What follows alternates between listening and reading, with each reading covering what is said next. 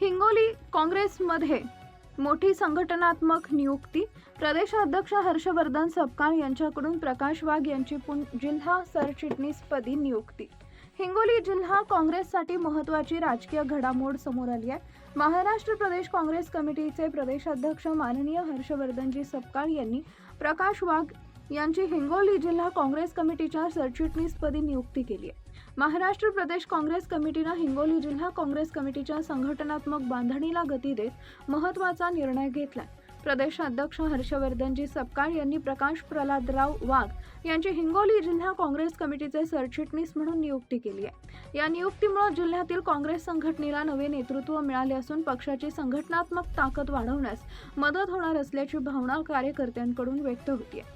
आगामी राजकीय घडामोडी, पक्ष विस्तार आणि जनसंपर्क अभियान अधिक प्रभावीपणे राबवण्यात प्रकाश वाघ यांची भूमिका महत्त्वपूर्ण ठरणार असल्याचं काँग्रेसच्या वर्तुळात बोललं जात आहे.